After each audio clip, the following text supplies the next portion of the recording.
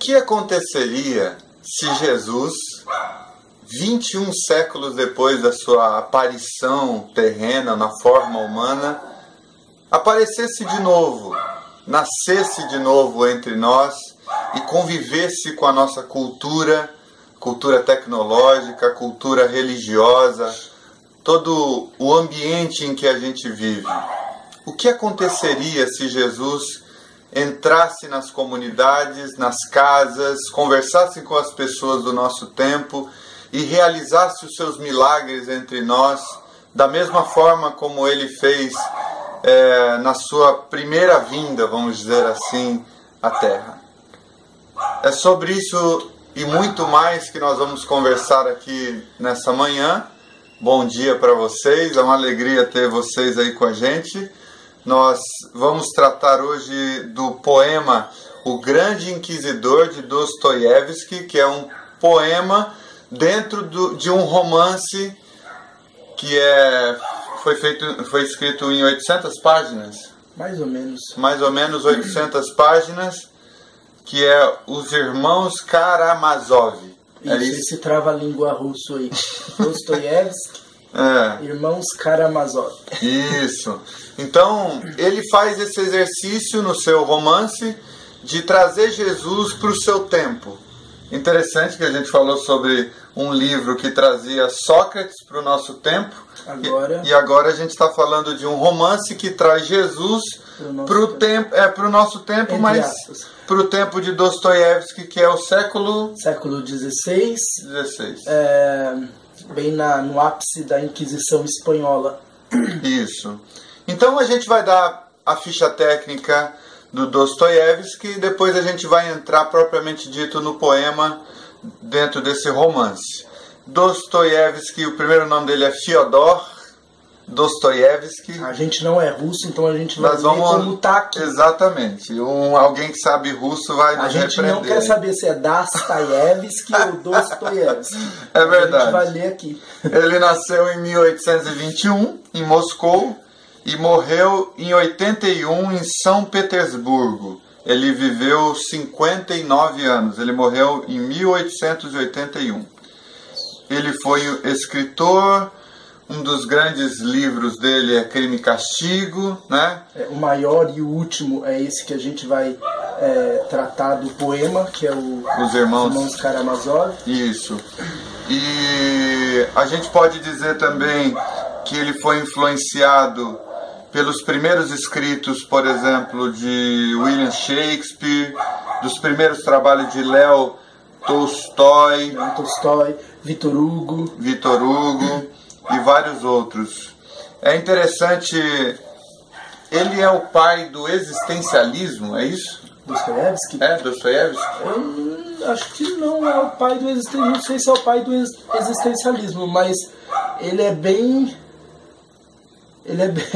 os seus escritos são bem tratando da existencialidade e da humanidade, né? Uhum. Ele tem muita influência, os seus escritos têm muita influência da teologia ortodoxa russa, que, de acordo com as experiências dele, vai se materializando em uma suposta fraternidade de amor, né? Uhum. Mas a gente, pelo menos o que a gente estudou, o que vimos, é que diante de uma fase mais imatura de Dostoiévski, ele segue uma suposta ideologia socialista, né, de fraternidade, mas por ter nascido numa família onde a religião era algo muito sério e importante, né, uma família religiosa, ele não vai perder a fé da religião, e depois de, se eu não me engano, 10 anos de exílio, 6 de exílio numa prisão e 4 servindo ao exército do czar russo, ele tem uma reviravolta da sua ideia sobre o que é o socialismo e sobre o que é a fé ortodoxa.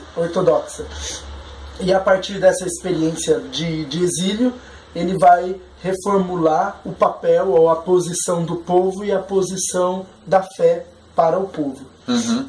Uma coisa que é interessante que está na internet a respeito de Dostoiévski, ele é tido como fundador do existencialismo, mas frequentemente por Notas do Subterrâneo, descrito por Walter Kaufmann, ele é descrito como a melhor proposta para existencialismo já escrita.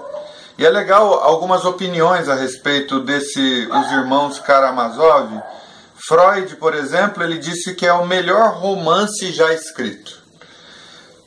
Já Stalin, ele fala que é um romance perigoso, porque segundo ele, não é, a obra de Dostoiévski, ele é dotada de um mal e de um perigo chamado consciência. A consciência sempre é perigosa, sempre é algo ameaçador, não é? É aquela questão, ou eu deixo as pessoas terem consciência, ou por meio do poder eu cativo a consciência das pessoas, controlo, né? e as guio. É verdade. Né? Por isso que é um romance dotado de consciência, desse perigo. Exatamente. Pode trazer de volta a consciência da humanidade. Exatamente. Agora, esse romance em especial, né, o Grande Inquisidor, ele vai tratar basicamente das 3 tentações de Jesus no deserto, quando ele é levado pelo diabo ao deserto para ser tentado. Então eu vou descrever como foi a tentação de Jesus e depois nós vamos entrar no poema ou no romance propriamente dito, né?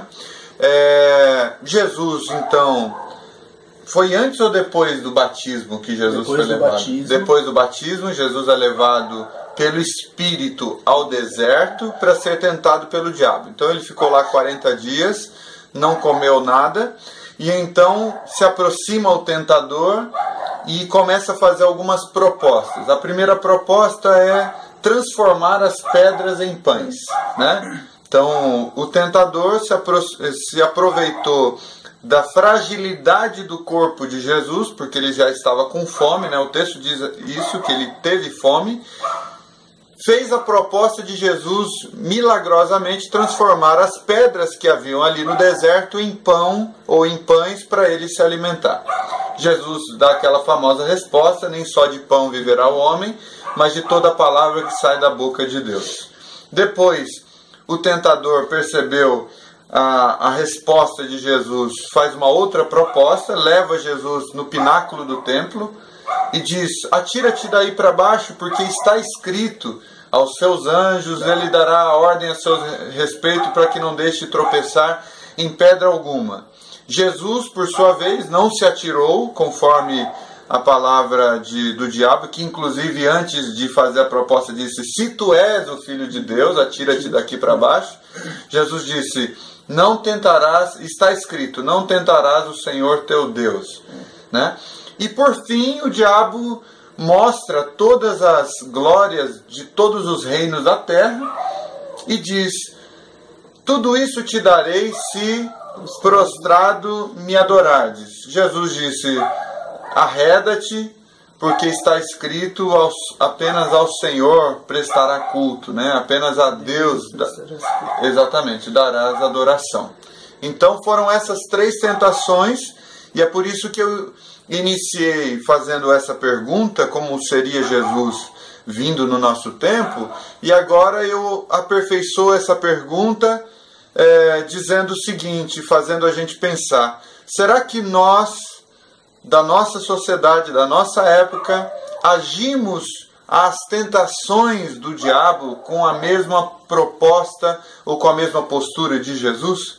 E é disso que vai tratar o poema, né? Que, já adiantando um pouquinho, no Grande Inquisidor a gente chega à conclusão que nós temos muito mais, vamos dizer assim, simpatia por aceitar a essas propostas, sim, do que de recusá-las.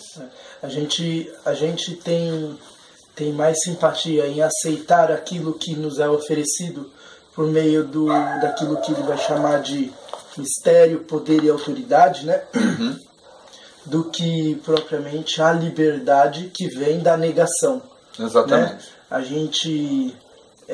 gente consegue lidar melhor tendo o poder, a autoridade, o milagre, o mistério, né? Porque parece que a humanidade corre atrás dessas coisas, do que saber lidar com a liberdade de negar essas coisas e, através dessa liberdade, encontrar um meio em que milagres, o poder e a autoridade que tanto cativam as pessoas, né, e que as submetem aos poderes, às instituições, às hierarquias, nós preferimos isso do que a liberdade da qual Cristo nos demonstrou, que é nada mais nada menos o que Dostoiévski vai entender, que o homem só pode ser livre se praticar o amor.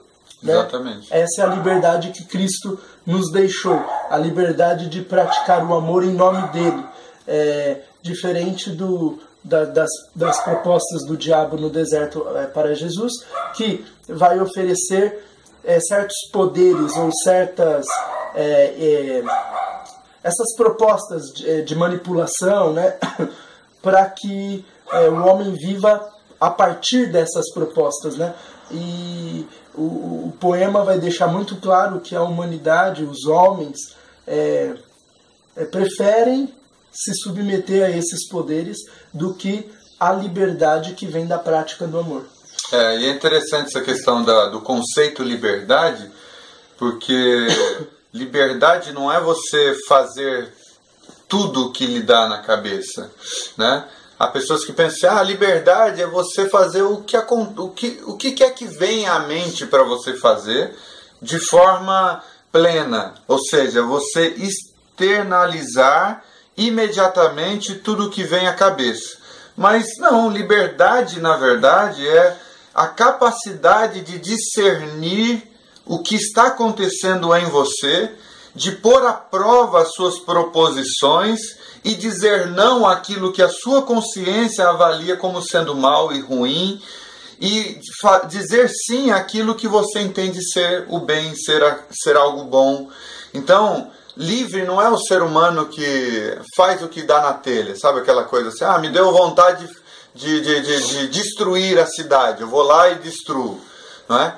Livre não é um homem que dá todas as vazões possíveis aos seus apetites. Eu estou com fome, eu como tudo que me dá na telha, tudo que aparece na minha frente. Mas a verdadeira liberdade está no estágio de consciência madura que faz com que a gente pondere todas as coisas, avalie todas as coisas e tome as decisões baseado nesse conjunto de valores, entendendo e buscando fazer aquilo que seja bom e refreando aquilo que seja mal, tanto para mim quanto para os outros. E a proposta da consciência dessa liberdade é entender que essa liberdade ela nunca tem a ver apenas comigo. Exatamente. Ela sempre tem a ver com o outro e com o cosmos. Essa liberdade nunca tem a ver com uma supressão da realidade do outro em detrimento exaltando a minha realidade. Então essa liberdade sempre tem a ver com aquilo que eu escolho para, de alguma forma, atingir o outro, mas de forma benéfica. Exatamente. De forma em que ambos sairemos satisfeitos e conscientes do ato praticado, né? O ato de liberdade praticado. Exatamente.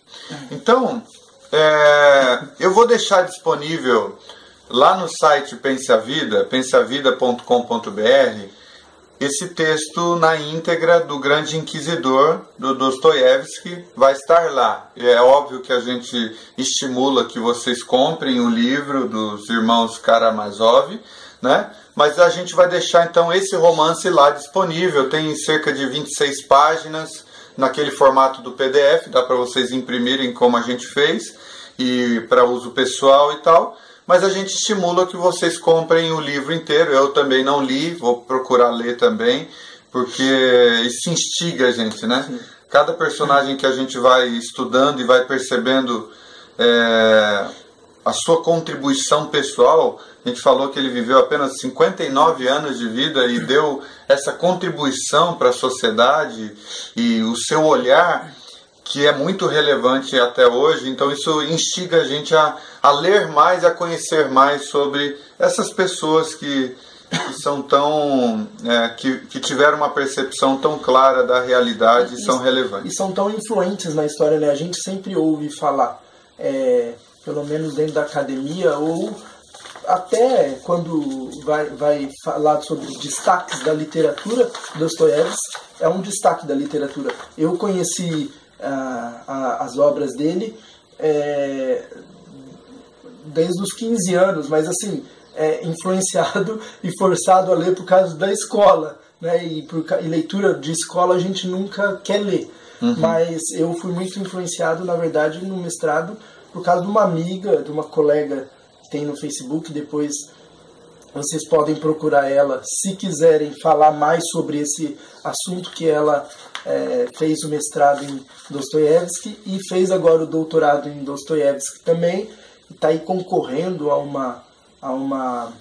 um prêmio de melhor tese de doutorado, se eu não me engano, o Evangelho segundo Dostoiévski, a tese de doutorado dela, que é fantástico. O livro dela, que está lançado do mestrado, é esse daqui. A gente vai deixar também na descrição do vídeo, que é O Reino de Cristo e o Reino do Anticristo, Liberdade e Autoridade em Dostoiévski. O nome dela, Luana Martins Golim. Fazendo propaganda dela, porque na verdade esse vídeo surgiu por causa de leitura de parte do livro dela, que instigou a gente a tratar um pouco sobre o assunto. Vamos falar um pouco lá do que acontece. Você quer falar do contexto, por exemplo, de Dostoiévski ao escrever esse livro? Você acha que o contexto que a gente já tratou já está bom? Ou a gente já entra no texto? Tá bom, vamos já entrar no texto. Então eu vou ler um pedacinho aqui do livro, né? Primeiro, vamos dizer o que ele apresenta nesse poema, especificamente o Grande Inquisidor. Dois irmãos e tal. Eu vou falar mais ou menos por cima e não vou entrar nas tentações que a gente já entra. Vou falar mais ou menos. O que acontece? 16 séculos depois, a história começa mais ou menos assim. Alyosha e Ivan, dois irmãos, os irmãos Karamazov, eles estão numa taverna conversando e o Ivan propõe esse poema, propõe essa história para Alyosha, que diz assim: no século XVI, em meio à Inquisição espanhola, Cristo reaparece no meio do povo. Né? Um dia antes de Cristo reaparecer, tinham acabado de queimar inúmeros hereges, supostos hereges, nas fogueiras da Inquisição, e Cristo reaparece. E interessante que as pessoas reconhecem Cristo, e reconhecem simplesmente por causa disso daqui, ó. Que interessante, o grande inquisidor mandou queimar centenas de hereges, tal, e apareceu suavemente, sem se fazer notar. E coisa estranha, todos o reconhecem. A explicação do motivo seria um dos mais belos passos do meu poema. Atraído por uma força irresistível, o povo comprime-se à sua passagem e segue-lhe os passos. Silencioso, passa pelo meio da multidão com um sorriso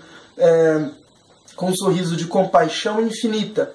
Tem o coração abrasado de amor, dos olhos se lhe aprendem a luz, a ciência, a força que irradiam, e nas almas despertam o amor. Estende-lhe os braços, abençoa-os, e uma virtude salutar emana do seu contato, até dos seus vestidos.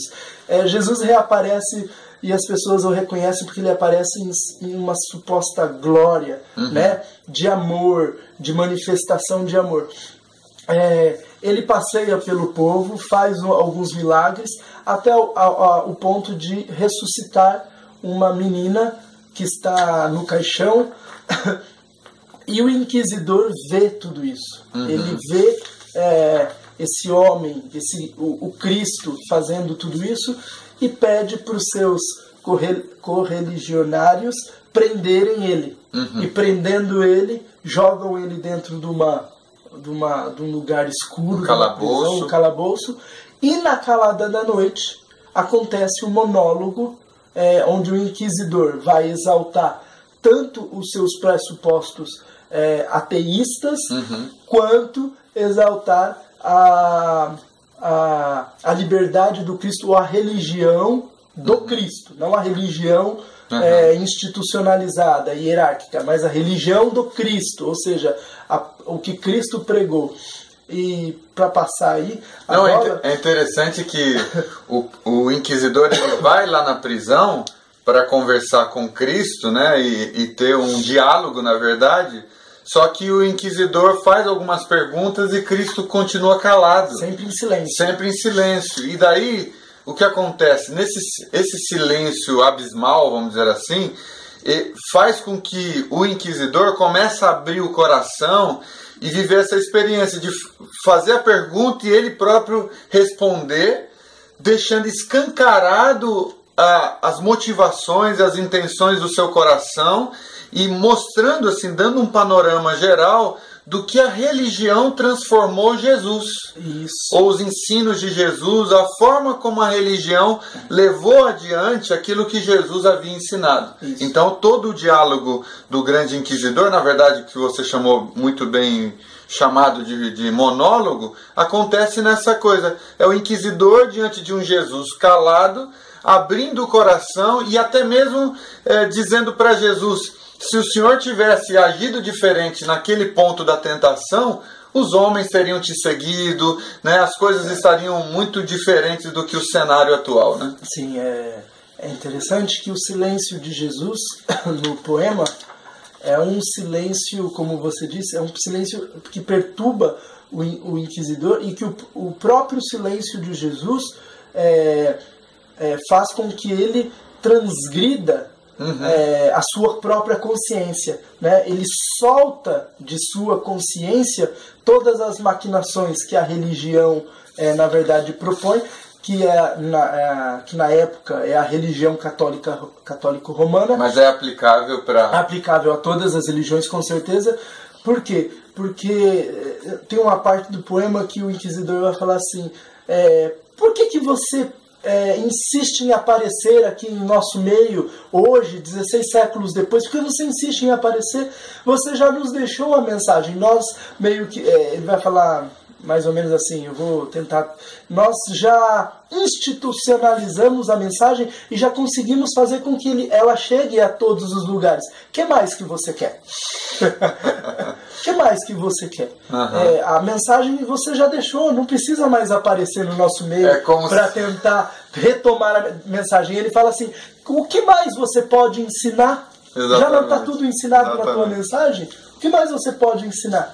Né? Então é nessa perspectiva que o inquisidor, que detém o poder, que detém o mistério, que detém o poder temporal, né? A igreja detém o poder temporal, é nessa perspectiva que ela vai questionar aquele único homem que é livre e que tentou mostrar para os homens que eles podem também ser livres nessa mesma liberdade. É verdade. Agora, como brigar ou como contender, né, com essas propostas, né?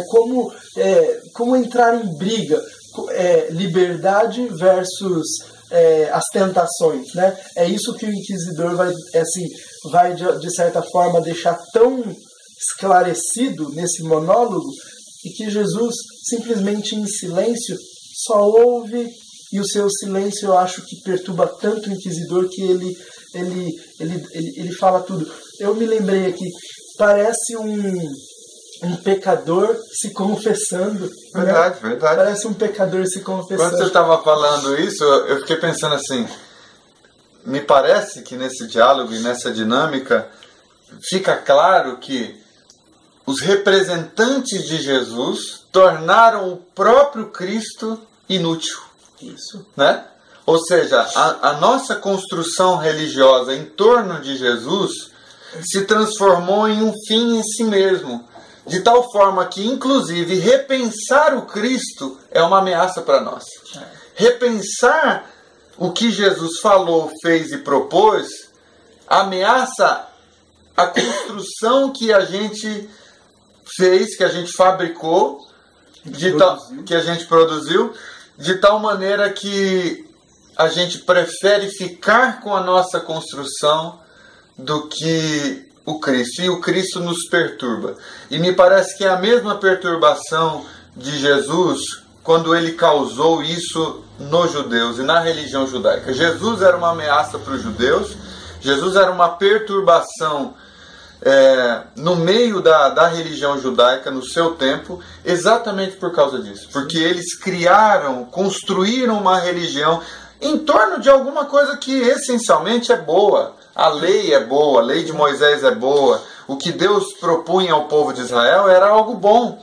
Só que as suas construções e rígidas, a gente sempre fala disso, dessa rigidez, dessa inflexibilidade, dessa incapacidade ou indisposição de se autoavaliar, sempre de se questionar, fez com que o essencial se tornasse uma ameaça àquilo que foi construído teoricamente em torno do essencial. Isso. Enquanto a religião ela colocou Deus ou colocou o Cristo dentro de um frasco e encaçapou esse frasco e se perde o Cristo, né, como um conteúdo e emerge dessa nova fabricação, dessa nova produção, mais as novas leis da religião do que a lei da liberdade e do amor de Cristo. Dostoiévski, ele vai, por meio desse poema, ele vai dizer que a própria religião sabe, interessante isso, o inquisidor sabe que a religião a igreja aceitou as propostas do deserto, feitas pelo espírito diabólico. Uhum. E sabendo que aceitou isso, ela tenta transferir essa aceitação dessas propostas para um bem, né? Uma coisa interessante que eu vou comentar é que a Dostoiévski ele segue a religião ortodoxa, né? A teologia ortodoxa russa. Ele tem como preceito desde a infância a teologia ortodoxa. E a teologia ortodoxa enxerga o homem a partir de Gênesis 1 para frente. E não como a teologia ocidental, que enxerga o homem da teologia, a partir de Gênesis 3 para frente. A teologia ocidental enxerga o homem a partir da queda, como pecador, desgraçado, sem condição nenhuma de chegar até Deus e tal. A teologia ortodoxa enxerga o homem a partir daquilo que Deus fez e era muito bom. Né? E enxergando a partir da bondade do homem, Dostoiévski vai entender que há uma moral boa inerente no homem. Uhum. E que essa moral boa inerente no homem pode, aliada à graça de Cristo, à liberdade de Cristo, revolucionar o mundo, revolucionar a vida das pessoas. Ele não vai enxergar a mística metafísica, né? a sua fé em Deus. Ele não vai enxergar isso destituído da sua fé na humanidade. Então, algo que é totalmente da teologia ortodoxa, né? E enxergar o homem como sendo muito bom e enxergar a Deus como sendo o dono da bondade. E aliar essas coisas para a missão, né? Outra coisa interessante, a igreja, ou o inquisidor, né, que ele relata, o inquisidor enxerga o povo, a humanidade, a partir da sua pecaminosidade, a partir da sua deficiência em lidar com a liberdade, ou da sua deficiência em sempre se submeter a uma liberdade que lhe é oferecida. Não a verdadeira liberdade, mas a liberdade que lhe é oferecida por meio dessas tentações. Então, Dostoiévski vai enxergar, não, o homem pode ser livre. E para ser livre, basta praticar o que Cristo praticou, o amor. A religião do inquisidor vai dizer, não, nós temos o poder, nós temos a autoridade, nós temos o mistério, nós controlamos a liberdade da humanidade. Eles não querem pão? Nós temos pão. Eles não querem ver Cristo na face de Deus? A igreja é Cristo na face de Deus. Eles não querem a autoridade, eles não querem submeter a autoridade. A igreja é a autoridade temporal de Deus aqui na Terra. Então, você vê como as rédeas, a igreja ou a religião, ela institucionalizou essas propostas do diabo no deserto para Cristo, a qual Cristo recusou. E Cristo poderia sim ter sido a pessoa mais importante, ele poderia ser o dono de toda a terra, ele poderia ser o dono de todo o pão se tivessem aceitado, mas porque ele preferiu a liberdade dos homens, ele não aceitou. Isso é o que fica muito claro nesse poema, ou seja, a religião detém as amarras que regem a humanidade numa falsa liberdade. E Cristo, a verdadeira liberdade, que deu liberdade aos homens, recusou essas propostas que a religião hoje propõe. Exatamente. Nessa primeira tentação, está escrito assim no Grande Inquisidor: vês estas pedras nesse árido deserto? Transforma-as em pães, e a humanidade seguirá os teus passos como um rebanho dócil e reconhecido, mas sempre com medo que a tua mão se retire e que o pão se acabe. Mas não quisestes privar o homem da liberdade e recusaste, achando que era incompatível com a obediência comprada com os pães. É isso que você está falando. Se Jesus tivesse aceitado essa proposta, ele teria sido o provedor de pão existencial a quem quisesse. A humanidade viria atrás de Jesus não por causa de quem Jesus é, mas das possibilidades do que Jesus poderia prover na direção deles, até o ponto em que Jesus não provesse mais.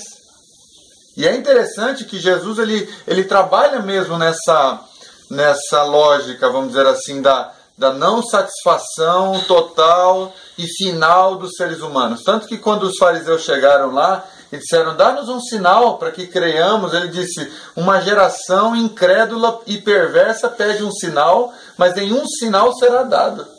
Então você vê que a proposta de Jesus não era dar pão, não é de forma generalizada, como sendo alguém que quer ser adorado pelo fato de dar pão. E hoje em dia é exatamente essa a realidade. É a campanha do milagre, do poder, da capacidade de dar pão o tempo todo. É a campanha daquilo que Deus pode dar, né?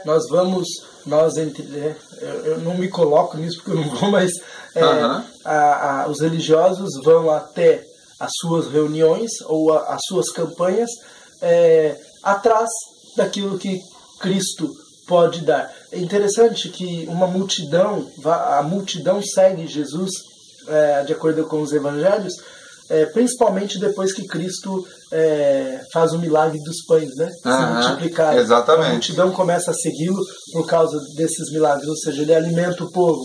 E o povo vai atrás. Quem não quer pão em um contexto onde o pão era tão custoso, né? Escasso, né? Custoso de conseguir, escasso. Interessante. E tem mais ainda. Quer dizer, quando Jesus faz a multiplicação dos pães, é legal que depois disso, a multidão queria tornar Jesus rei. E Jesus, ele se mistura na multidão e foge para o monte. Porque não era essa proposta, não é do evangelho para eles. No próprio texto do Inquisidor fala assim: prometia-lhes o pão do céu. E vamos lá, uma vez mais, acaso se pode ele comparar com o da terra aos olhos da fraca raça humana, eternamente ingrata e depravada? Milhares e dezenas de milhares de almas te hão de seguir por causa deste pão. Mas que há de ser dos milhões e bilhões que não tiverem a coragem de preferir o pão do céu ao pão da terra? Não serias tu amigo, senão dos grandes e dos fortes, para quem os outros, a multidão inumerável que é fraca, mas que te ama, serviria apenas de matéria explorável? Quer dizer, é interessante, Jesus faz a proposta do pão do céu, mas a grande maioria, segundo a mentalidade do Inquisidor, de fato, só vai na direção dele em favor e em busca do seu pão da terra. E é por isso que ele, como inquisidor, e a denominação dele e a religião dele, propunha dar aos homens o pão da terra. E por isso que eles detinham, inclusive, a multidão ao seu dispor. Engraçado. E parece que isso permanece, né? É a mesma estratégia hoje em dia. Ou seja, para ter a salvação, olha que interessante, para ter a salvação ou para ter a redenção, aceite aquilo que propomos. Uhum. Nós propomos a vocês o alimento que vai fazer com que vocês vivam nessa terra. Né? Exatamente. Nós propomos a vocês um mistério que vai fazer com que vocês vivam melhor nesta terra. E nós propomos a vocês uma submissão a uma autoridade que está designada do céu para nós, mas aqui na terra. Ou seja, o foco de Jesus, o foco que é o Cristo, a liberdade do Cristo, é totalmente quebrada por essa lógica, porque a religião ela se detém como a guardiã de um Cristo que ela interpretou. E que, na verdade, essa interpretação tem a ver com as coisas temporais, com as coisas que Dostoiévski não vai dizer no Grande Inquisitor, mas na interpretação da fonte que eu tenho, é mais ou menos transformar o reino do Cristo na terra, mas sem o Cristo. Uhum. Ou seja, por meio do Cristo, por meio da sua liberdade, uhum. eu a conheço, religião, a conheço, tomo ela, guardo ela, sigo ela, mas imponho aos homens ela em medidas muito sutis, assim, que não é toda a liberdade. Uhum. Eu, na verdade, contenho a liberdade aos homens, uhum. Eu vou conter essa liberdade aos homens, porque se eles souberem, eles terão aquilo que eu tenho, uhum. Que é o conhecimento do bem e do mal. Mas se eu dar isso contido a eles, eles vão me seguir. Eles vão se submeter à minha autoridade. Cria-se uma dependência. E isso cria-se a dependência da humanidade, dos pecadores retardados, falíveis, idiotizados, à submissão daquele que entende que tem o poder do bem e do mal e que, na verdade, nesse monólogo, na verdade, não tem o conhecimento do bem e do mal, porque ele conhece, mas não pratica. E porque não pratica, não é livre. Exatamente, exatamente.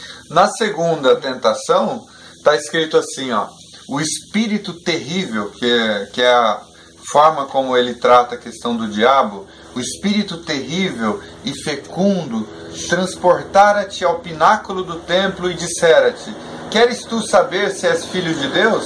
Atira-te abaixo, porque está escrito que aos seus anjos o hão de sustentar e segurar, e não se ferirá. Ficarás então a saber se és filho de Deus e provarás assim a tua fé em teu Pai. Mas repeliste a proposta e não te precipitaste. Mostraste nessa altura uma altivez sublime, divina, mas os homens, raça fraca e revoltada, não são deuses. Sabias que se desses um passo, se fizesses um gesto para te precipitares, teria tentado o Senhor e perdido a fé que nele tinhas. com grande alegria do tentador, ter-te-ias despedaçado na terra que vinha salvar. Mas haverá muitos como tu? Podes admitir por um instante que os homens teriam a força de resistir a semelhante tentação? É próprio da natureza humana repelir o milagre e, nos momentos graves da vida, perante as questões capitais e dolorosas, entregar-se à livre decisão do espírito? Não. A resposta é não. Por quê? Porque o homem sempre será atraído. Enquanto não consciente da sua liberdade, enquanto não livre, ele sempre será atraído àquilo que a gente chama de servidão por meio das maravilhas. O homem sempre será escravo servil dos milagres. Ele sempre irá querer um milagre do que uma consciência livre. E é isso que a gente pode interpretar dessa segunda tentação que Dostoiévski escreve aí no Inquisidor.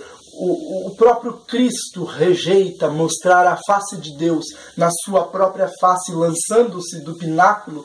Por quê? Porque isso atrairia as pessoas para si. Lógico que atrairia. Quem não gostaria? Que ser humano, é o que ele pergunta, que ser humano não teria assumido essa proposta do diabo e falado, não, eu vou me jogar, porque os anjos virão, né?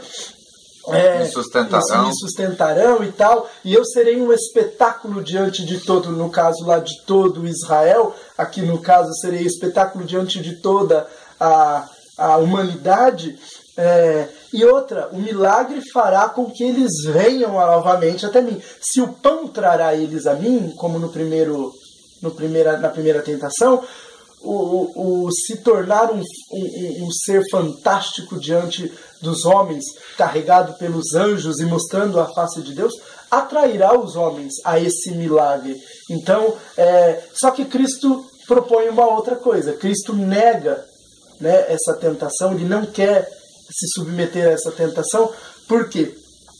Porque ele propõe aos homens, dentro da sua consciência livre, que podem alcançar, um desejo maior, o desejo por um amor livre, espontâneo e sincero. Ou seja, ele prefere que as pessoas venham até ele por um amor livre, espontâneo, desejoso, e não porque ele se tornou um espetáculo diante dos homens. Até do ponto de vista humano, isso é extremamente deplorável, né? Imagina um filho que ama o pai porque o pai provê todas as coisas e oferece ao filho todo tipo de facilidade, de milagre que ele necessita, vamos dizer assim, e não o expõe à possibilidade de ter que aguentar certas circunstâncias, e por isso o filho o ama. Quer dizer, é um amor de conveniência.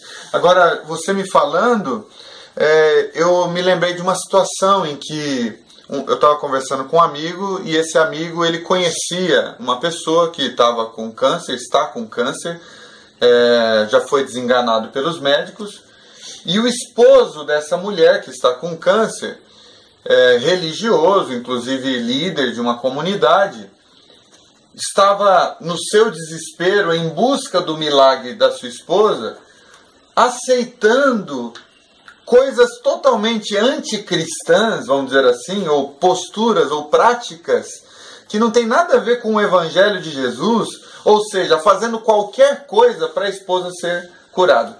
E daí aquela coisa assim, mas é no momento de desespero. Mas será que não é esse desespero que está contido exatamente nas tentações? Não é justamente no desespero, na crise, que a tentação aparece? Porque quando o texto diz que Jesus teve fome, é que o tentador se aproximou. Ou seja, são nos momentos vulneráveis da vida que quem nós somos fica evidente. Que o nosso verdadeiro eu, nossa verdadeira identidade. Quer dizer, é nesses momentos que se vê quem de fato está seguindo a Jesus ou não. Porque quando o cara ele está disposto a ganhar o milagre em detrimento da sua fé, nesse momento, na minha opinião, há a morte da fé. A angústia da alma, ela faz com que a gente aceite as propostas, né? As propostas da religião enclausurada, né? A religião criada. E eu não sei se eu sinto mais pena de uma pessoa assim, porque não que eu totalmente consciente do que vou falar, mas não que eu seja melhor, não é isso. Há uma questão de que as pessoas não entenderam, isso prova que as pessoas não entenderam a liberdade que conquistaram, e se a conquistaram de fato em Cristo, porque a proposta nessa segunda tentação é o contrário de buscar o milagre por qualquer custo, ou por qualquer angústia, ou por qualquer desespero.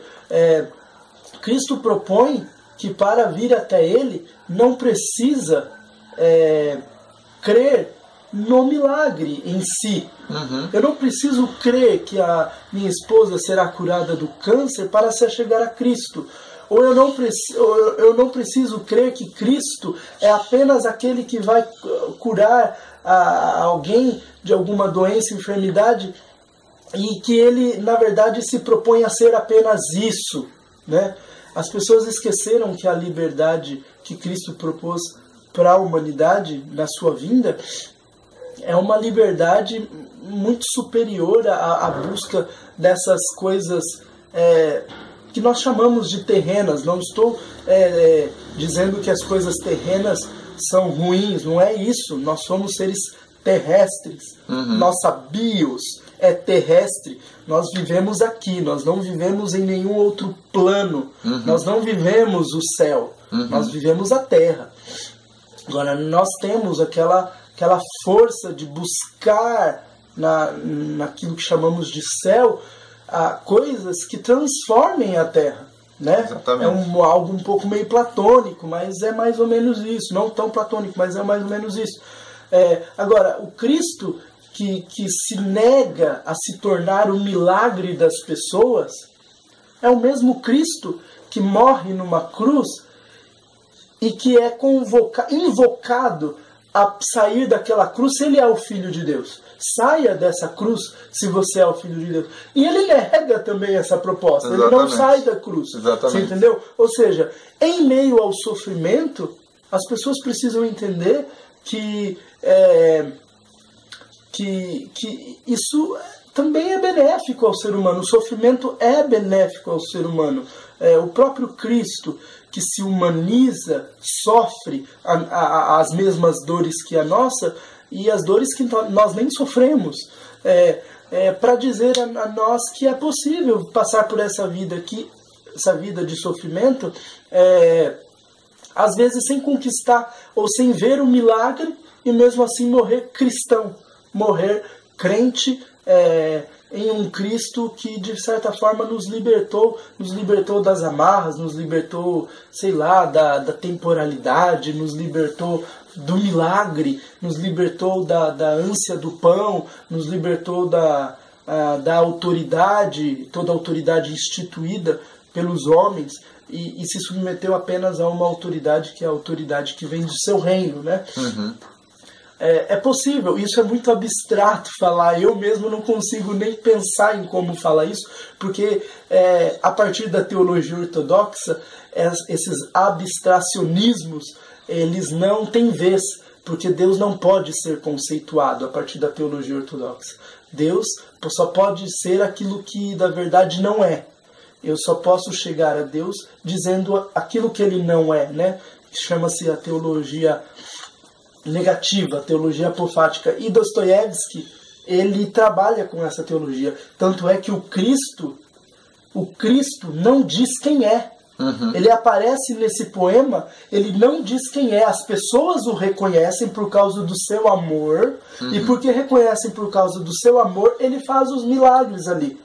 Mas ele não diz quem é, ele não chega dizendo eu sou o Cristo. No monólogo com o inquisidor, ele não diz quem é, mas o inquisidor sabe que está diante do Cristo. Interessante, Isso é interessante, ou seja, quem ele é? Ele é aquilo que ele não diz ser. Exatamente. E mais, né? Quando a gente fala, por exemplo, da relação de Cristo, de Jesus, o Filho, com o Pai, as bases dessa relação independem da manifestação do milagre de Deus ou não. Então, quando Jesus ensina a orar, ele diz: seja feita a tua vontade, assim na terra como no céu. Quando ele está, a gente leu lá na reunião que teve lá em casa no sábado, aquele momento em que Jesus está em profunda agonia, onde ele está angustiado até a morte. E o texto diz assim que ele orou exatamente essas palavras, né? Se for possível, faça passar de mim esse cálice. Ou seja, humanamente falando, eu quero um milagre. Eu quero não passar pelo sofrimento. Eu quero não cumprir determinados aspectos dolorosos da minha missão na terra. Mas é interessante que a oração ela termina, contudo, não seja feita a minha vontade, mas a tua. Não no sentido de que Deus é saudosista, de que ele saudosista e masoquista, que ele goste do sofrimento, inclusive do ser humano, que ele goste de fazer o ser humano sofrer. Não é isso. Mas é porque a gente precisa reconhecer que a nossa missão de vida vai passar por estágios não confortáveis, vai passar por situações em que a gente jamais escolheria, a gente jamais deliberaria na direção dessas dores. Sim. Quer dizer, se a nossa missão de vida se baseasse apenas no nosso apetite, na satisfação dos nossos apetites, a gente nunca escolheria fome, a gente nunca escolheria a dor, o desentendimento, a gente nunca escolheria passar pela morte de um parente, a gente nunca escolheria, por exemplo, enfrentar a fogueira, mas não negar a fé, não negar a verdade. Né? Nós jamais escolheríamos isso porque a gente escolheria o nosso conforto, o nosso sucesso, o nosso apetite de fato satisfeito. Então é interessante, existe aí uma diferença entre um ser humano que vive pelos apetites, que transforma a relação com Deus na satisfação dos seus apetites. Deus se torna alguém que deve me servir o tempo todo. Deus se torna o seu ventre. Exatamente. O dia em que Deus não me servir mais, ele não é mais Deus para mim. No dia em que Deus disser não para mim, eu já não aceito. Eu é que vou dizer não para esse Deus. Ele me dá, vamos dizer assim, a justificativa de dizer não. Tu me dissestes não, então eu digo não à tua vontade. E parece-me que não é essa a proposta do Evangelho. A proposta do Evangelho é: aprenda a lidar com o sim e com o não. Aprenda a lidar com as alegrias e com as tristezas. Aprenda a lidar com os aspectos oásis da existência, tanto quanto os aspectos abismais de dor, sofrimento, do vale da sombra da morte e do mal. Aprenda a lidar com a glória da ressurreição, mas aprenda a lidar com tomar a sua cruz todos os dias. Sim. Então esse aspecto precisa ser incluído na nossa, inclusive na vida comunitária daqueles que se dizem crer em Jesus. De outra forma, estamos apresentando às pessoas o Deus da utilidade. Sim. E o Deus das futilidades, o Deus do conforto, o Deus do sucesso, o Deus da vitória, mas não apresentamos também o Deus que não tem prazer no nosso sofrimento, mas que entende que entende a necessidade dos nossos sofrimentos e que não nos privará deles, porquanto eles nos tornam pessoas melhores, maduras, e o próprio Tiago vai dizer isso. Se alegrem, inclusive, quando vocês passarem por tribulações, sabendo que a perseverança vai tornar vocês seres maduros e íntegros, de forma que não vai lhes faltar coisa alguma. Sabe, Rodrigo, a teologia da qual Dostoiévski cria, ou tinha como segmento para sua fé, né? A teologia ortodoxa, ela, além de enxergar o homem como sendo bom e como podendo praticar a bondade, ela vai entender que a vinda, a encarnação do Cristo, não é apenas para a salvação e redenção individual.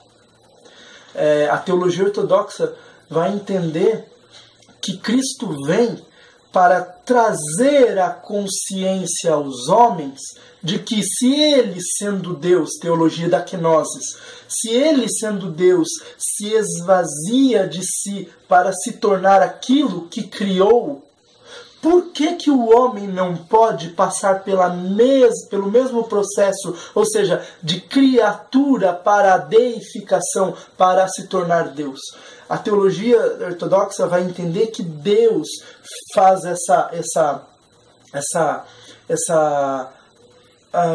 transição de sendo Deus se torna homem para que o homem pudesse, de humanidade pecadora, se deificar e se tornar Deus. Não Deus como o próprio Deus, mas com as virtudes. É isso, se humanizar de fato até chegar às vias da consciência do divino. Porque é essa a questão. E o sofrimento está nisso por quê? Porque o sofrimento a qual o Deus que não sofria pôde passar por esse sofrimento, a humanidade que jaz no sofrimento pode suportá-la para um bem maior, que é o quê? A consciência de fato humana da divindade. Que legal, muito bom.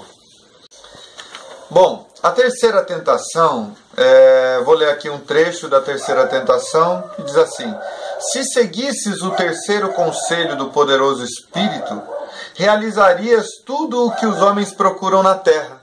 Um senhor diante de quem se inclinem, um guarda da consciência e o meio de finalmente se unirem em concórdia num formigueiro comum, porque a necessidade da união universal é o terceiro e último tormento da raça humana.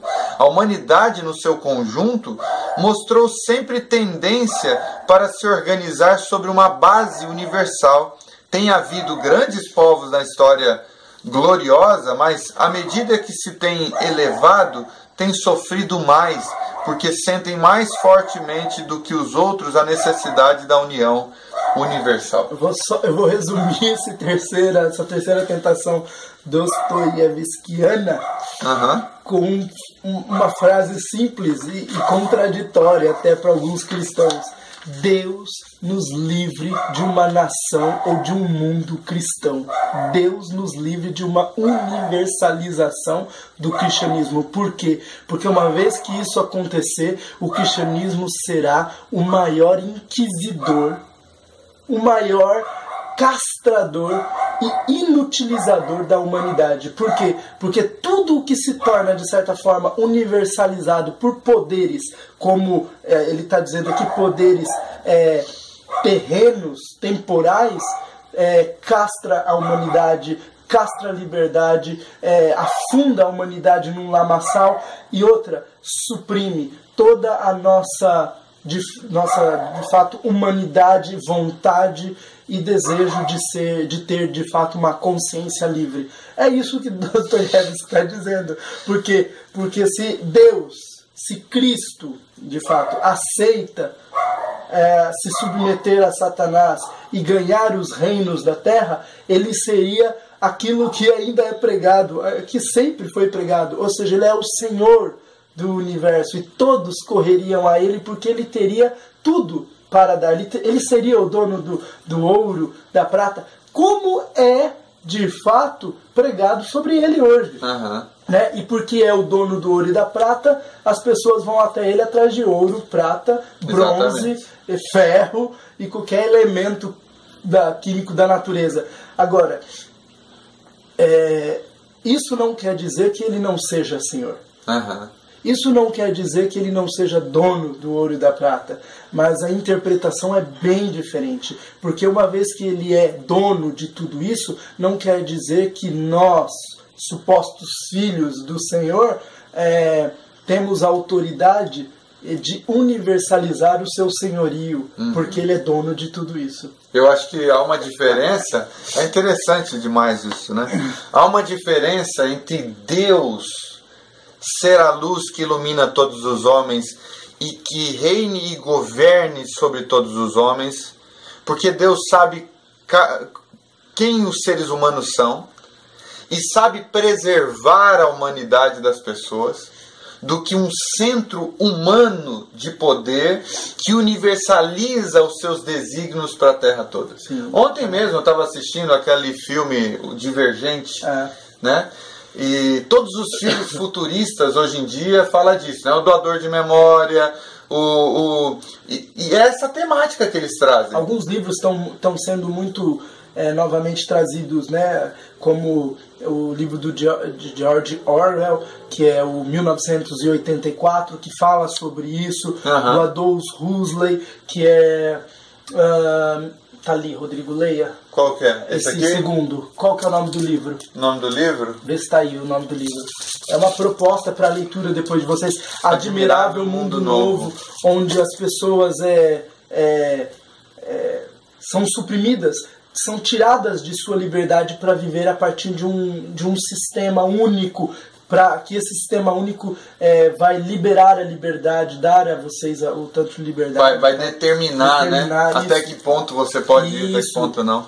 Então, eu vejo assim que há essa diferença. O ser humano, na consciência que tem hoje, e mesmo os cristãos, na sua relatividade, se eles receberem o poder de determinar sobre o mundo como as coisas vão ser, o que vai acontecer é exatamente isso, essa perversidade.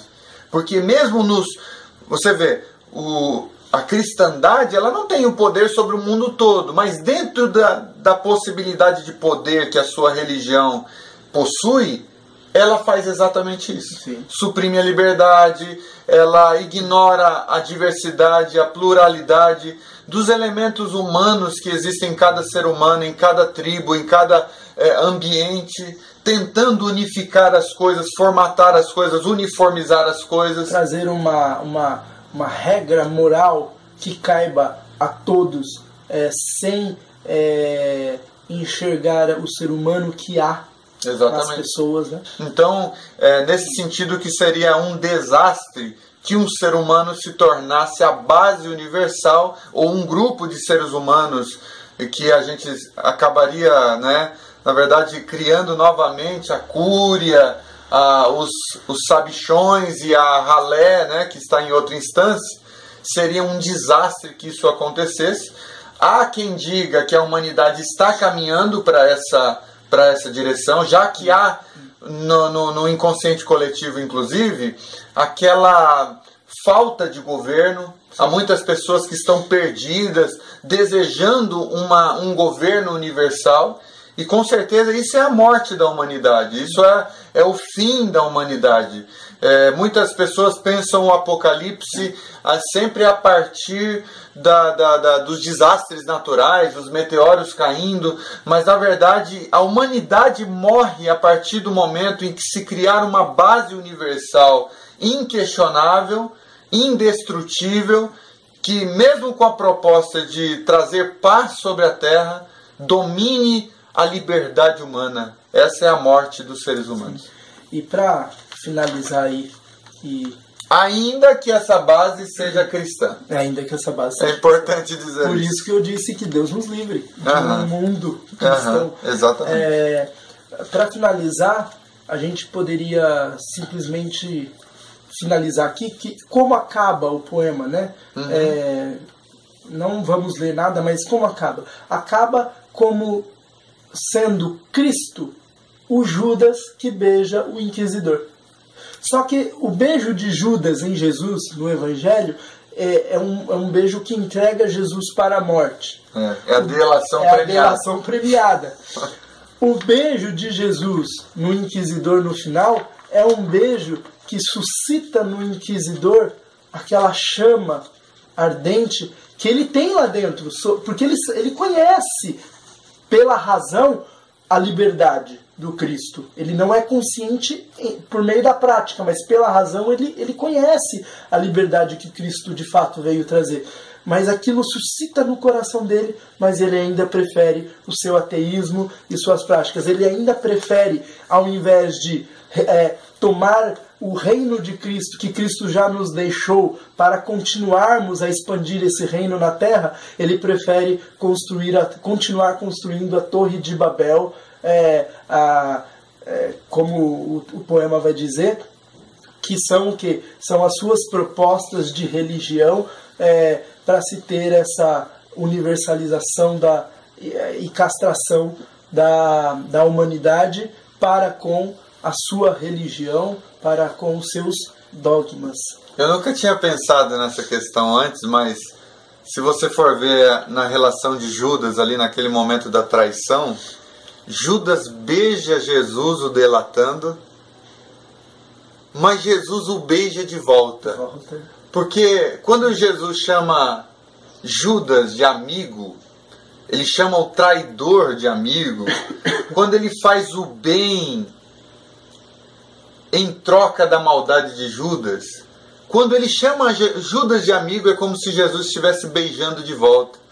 O beijo de Judas é um beijo cheio de maldade, é um beijo cheio de segundas intenções, é um beijo comprado por algumas moedas de prata, é um beijo de alguém que apunhala pelas costas um cara indefeso. Que está seguindo o sistema. Exatamente, é um beijo nos moldes mais perversos possíveis.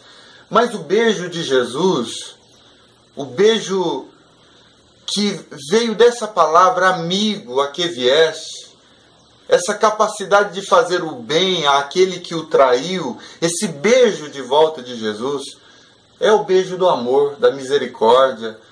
E esse beijo desconcerta qualquer um. Mas assim como o silêncio de Jesus desconcertou o inquisidor. E interessante que o beijo de Jesus em Judas, por meio do amigo, na verdade, era a prática de perdão antecipada, né? E outra, só para... Jesus foi crucificado por causa de sua consciência do que era a humanidade. E ele tratou os homens como sendo bons, ele tratou os homens a partir daquilo que sofriam, a partir daquilo que desejavam. Ele se fez carne para se entregar aos homens como pão celeste. Né? E os homens que não entenderam a consciência da liberdade de Cristo e da prática do amor, o crucificaram porque rejeitaram o pão do céu e preferiram e preferem até hoje o pão da terra. E eu vou finalizar aqui esse vídeo citando umas coisas rapidamente aqui do que li desse livro fantástico da minha colega lá do mestrado, porque ele vai dizer em alguns momentos aqui que a fé, a partir dessa liberdade e consciência do amor de Cristo, a fé é uma aposta. Eu aposto. De fato é uma aposta, porque uma vez que eu tomo a consciência, ou me é dada a consciência da liberdade de Cristo, eu sempre vou viver apostando no Cristo em detrimento do sistema que está erguido e que também diz seguir a Cristo. Verdade. É uma aposta. Interessante, ou seja, aposta no sentido de risco. Eu sempre me arriscarei quando demonstrar a minha fé, enquanto outros também demonstram a sua fé nesse mesmo Cristo que estamos falando. A fé é insegura, é instável, mas porque ela traz consciência de liberdade. Crer é estar suscetível à angústia da dúvida, e é também permanecer angustiado, porque outras propostas do Cristo me será dada, mas se eu continuar crendo, essa angústia talvez me fará chegar até o fim. E a coisa mais linda desse texto de Dostoiévski é essa frase aqui, ó. Não foi como criança que acreditei no Cristo, ou seja, não foi como uma criança desleixada ou infantilizada que acreditei no Cristo, que confessei a sua fé. É de uma vasta fornalha de dúvidas que jorra o meu hosana, ou seja, o meu salve-me agora. Sim. Ou seja, é pelas dúvidas, de fato, não a submissão a essas propostas tão fáceis, né? Assim, venha, o milagre está proposto, o pão nós te daremos, a autoridade nós te seremos. Não, é pelas dúvidas em relação a essas tentações que o Hosana de Dostoiévski jorrou. Que lindo isso. Que legal, muito bom. Bom, é isso, pessoal. Então, se você tiver um tempo, desejar fazer isso, leia esse poema inteiro, talvez leia inclusive o livro inteiro. E se você está nos assistindo pelo YouTube, se você quiser ser notificado das próximas vezes que a gente gravar esses diálogos, então você pode clicar aí em inscrever-se e então o YouTube vai avisar lá no seu e-mail que a gente fez um novo vídeo. Sempre desses diálogos na íntegra a gente faz pequenos recortes, 4, 5, 2, 3 recortes de coisas que a gente julga ser bastante interessante, que seja assistido. Se você quiser, você pode esperar esses recortes também para compartilhar com seus amigos nas redes sociais. Curta lá a página Pense a Vida, entre no www.penseavida.com.br.